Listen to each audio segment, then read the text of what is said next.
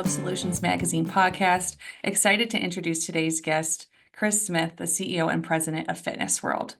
Fitness World has 17 locations throughout Canada and serves 90,000 members. And Chris is also a board member of HFA and the Fitness Industry Council of Canada.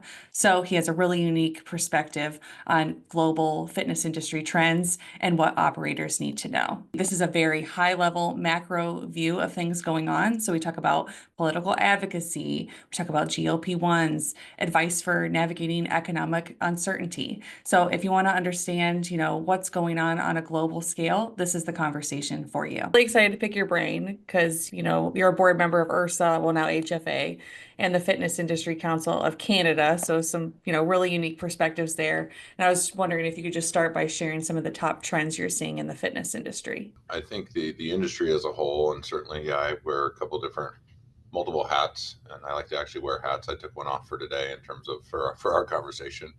But yeah, I think from an HFA perspective and certainly FIC, and when you think about just the advocacy side of what both of those organizations are focused on in terms of just pushing the industry forward and trying to create meaningful tax legislation that would impact, everyone. If you think about how do we actually combat and compete with childhood obesity rates and the lack of inactivity and a lot of the stuff that still exists, and it's just by getting, kids active.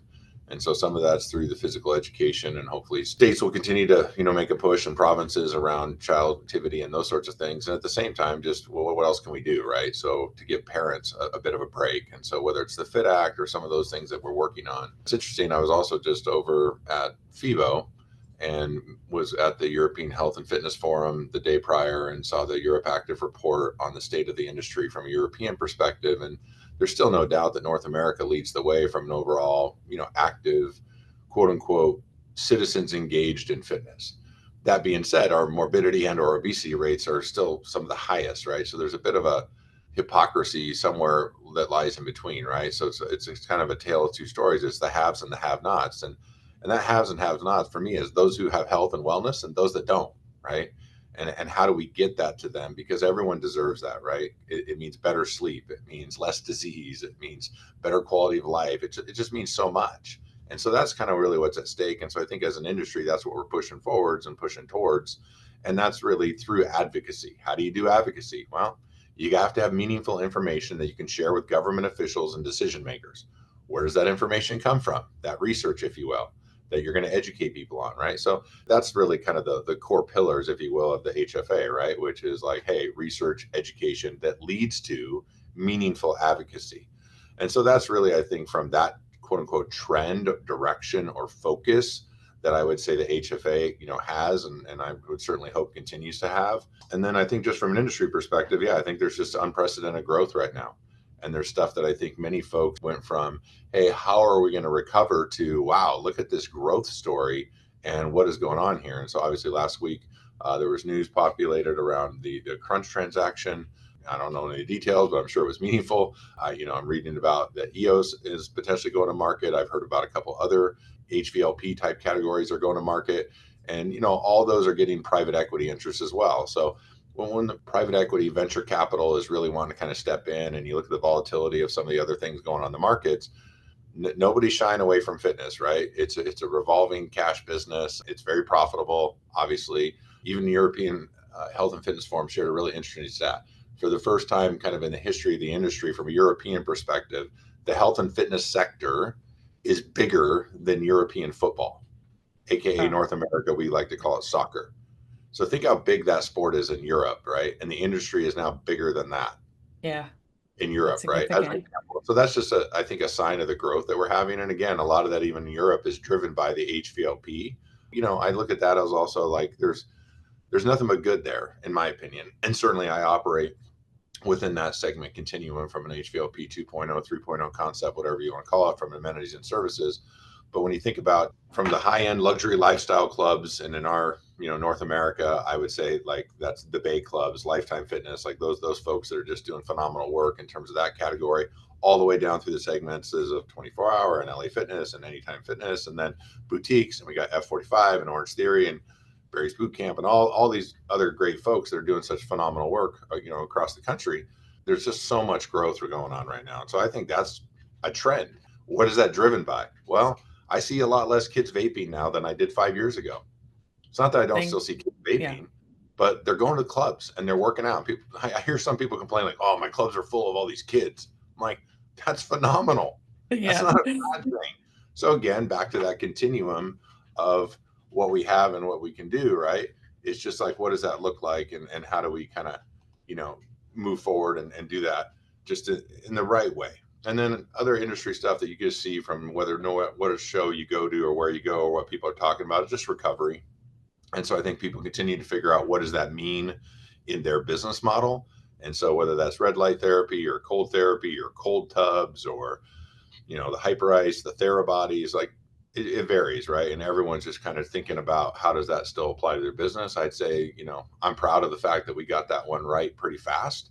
I think we were not necessarily first to market, and certainly I would certainly not first to market, but we were quick to act on some of those items and really bring them into our facilities, which was a key differentiator for us in our market, as an example. And so I think some people are still playing a little catch up there, but I think that's just, again, you got to meet members where they are, right? And I think members expect that now. And if they don't expect it, they definitely want it. And so just if you can figure that out in your model, I think it makes a big difference. Yeah. Very encouraging stuff going on in the industry, it sounds like. So that's great. I want to follow up on a few things you said. So I think you're indicating on, the market share is growing for the fitness industry. There's new demographics that are wanting to be a part of gyms, including young people. How do you, as a facility operator, be set up for success to be able to take advantage of some of these opportunities and, be adaptive? Do you have any advice in that regard? I think the industry does a good job of representing that, right? I think it's hard for any one operator to be all things to everyone, right? If you're all things to everyone, then you're nothing to everybody, essentially, right? And so I think that's just where, there's a right size and a right fit for kind of any individual. I think certainly the HVLP sector is well equipped to deal with a very wide swath of individuals. When you think about just the levels of many services, so if you have classes, you have small group training, you have big functional training areas, you have lots of strength equipment, you still have the cardio stuff available to people, you have the recovery suite, right? And then again, obviously your operating hours and when those classes are scheduled and just how can you maximize and optimize your square footage are just a lot of things I think that you can do to kind of be well equipped or well prepared to kind of, work across all the different personas of, individuals that are looking for fitness and wellness. So that's kind of our approach anyway, right? Is that we just want all the things that we think are going to create that variety for all the communities that we serve, because we think that variety is still ultimately what people are looking for. And that's just kind of our business model, right? That being said, there's niche groups out there that are very, very successful, right? And that's their business model, and more power to them. But certainly from a fitness world perspective, we're a little bit more broad focused. Yeah.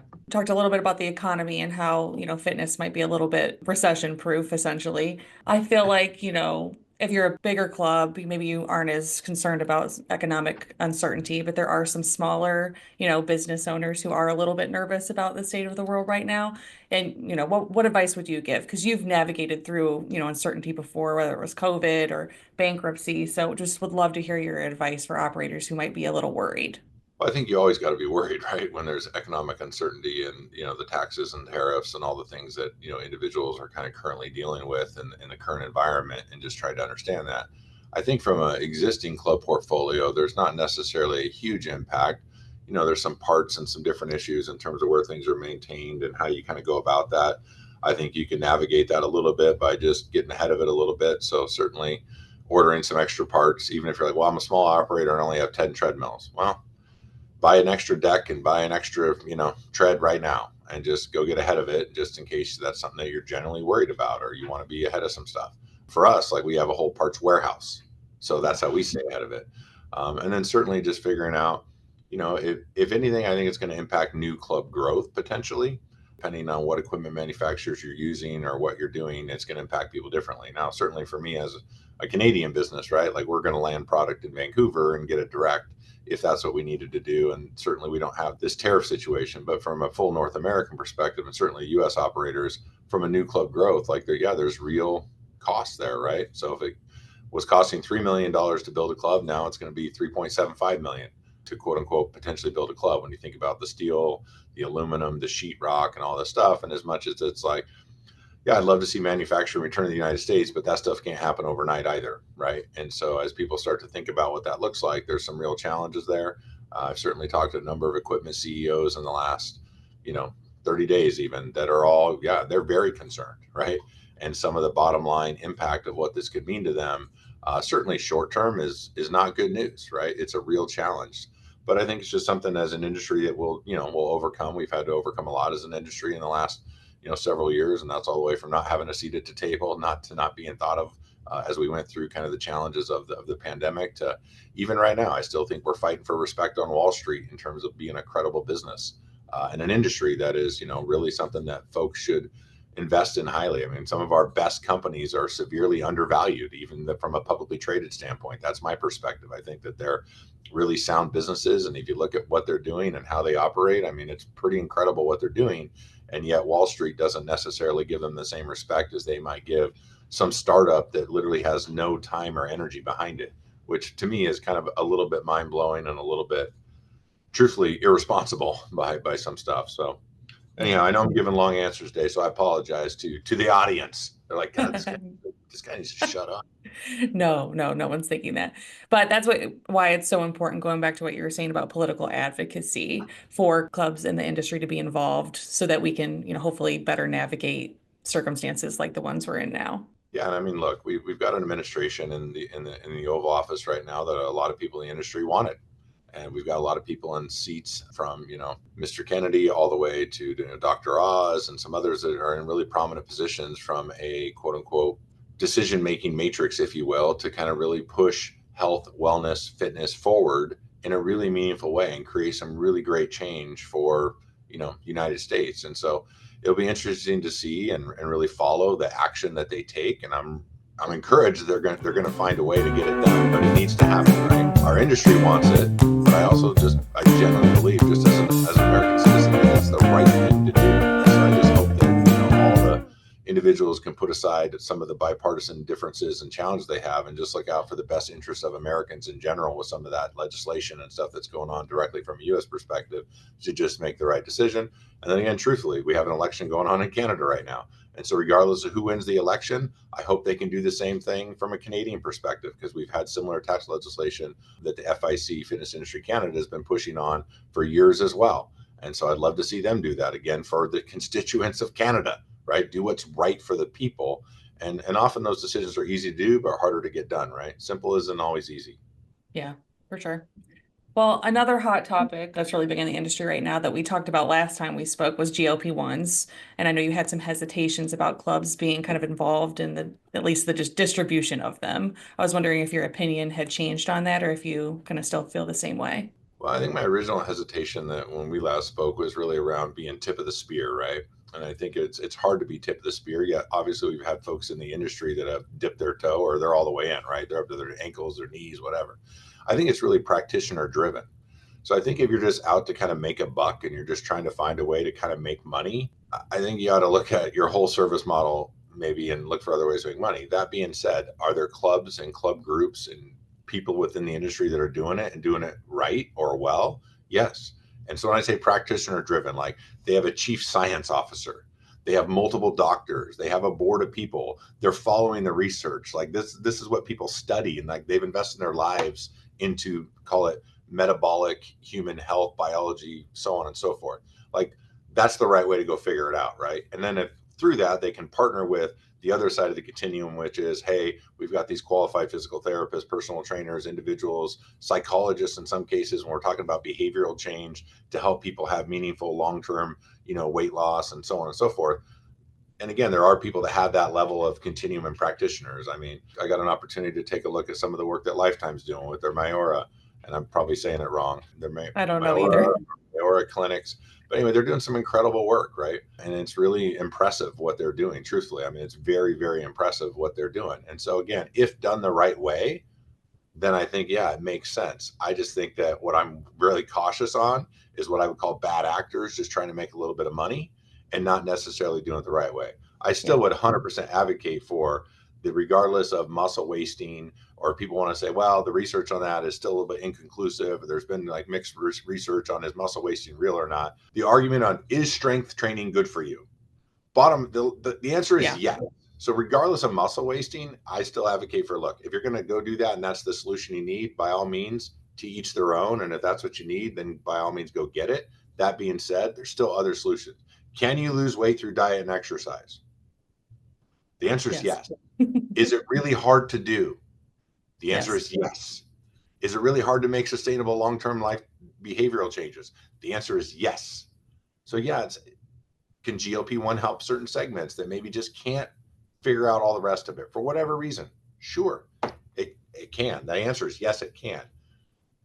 Am I going to one that's going to shout? Is that my first recommendation to people? Absolutely not. Do I know lots of people that have taken it? Absolutely. Has it helped a lot of people that I know? Yes, it has. Yeah, So, makes sense. again, see, to each their own. Yeah. Will I be taking Yeah. GLP-1, Rachel? No. Yeah, I think what I'm hearing too is like you said, don't chase money. Make sure you're doing it for the right reasons, the right way. And that's probably advice you'd give for any trend that's new and popping up in the industry, right? Whether it's recovery or anything else. Well, this one just has a lot of liability behind it, right? This one, we're talking about injections. We're talking about like pharmaceutical grade level drugs. So you got to get this one right if you're going to go get into this game. And it's very scientific and practitioner driven. Yeah, makes sense. Well, what else is top of mind for you right now as a club operator? I know you guys, oversee 17 locations and have 90,000 members. So what's top of mind for you? Yeah, it's a big year for us growth wise. We're looking at a few, brownfield club acquisitions. We've also got a couple new clubs on site. So we're probably going to cross, well over 20 clubs this year. So that's pretty exciting for us. We're looking at growth outside of the province. So we've always been a very British Columbia focused business.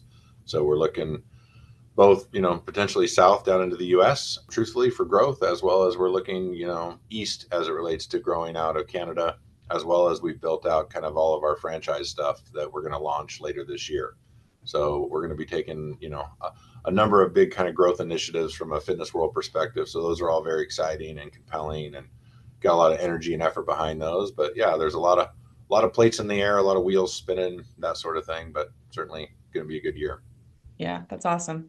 And I know that you guys have been doing a push to serve kind of underserved groups in your community as well, such as seniors and marginalized youth. Can you tell me a little bit about that? One of the main drivers behind this decision, I guess, or focus, but we've always kind of had this approach, and so much so that we actually changed one of our core values from teamwork to community, meaning inside our internal community, meaning our team, we still believe in teamwork, but we just think that in all of our clubs, we just play an important role as this hub of the community.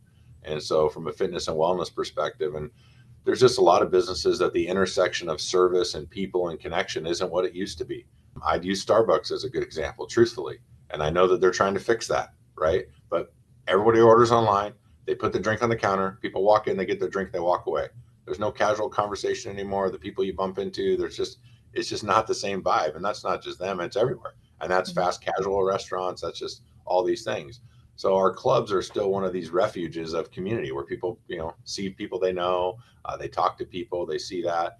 And so we just thought, hey, let's just make sure we stay very community driven. And then how do we get these folks that are maybe challenged to get to our clubs, into our buildings? And so we even partner with senior centers and we work out things with them to set up bus schedules to go pick up, seniors at their homes, if you will, their residences, and bus them to our clubs, take them back when they're done, right? And then offering a senior class. Wherever we can make impact, we try to make impact if we can do so in a meaningful way. And we do a lot of charitable things through our clubs. We work with Derek Gallup and the Sparkle Group to do some mental health initiatives, and we do some stuff with Augie's Quest still around ALS. And so yeah, we're doing a lot of different things that are charitable and community driven. And I just think it's an important part of being a successful business, right? I also think even from team member recruitment and retention, we find it very meaningful, right? It gives the folks that work for us more purpose and meaning in what we do versus it's just a job that I have. It's like, well, no, I work at a place that does some cool stuff, right? That does things that are more than just,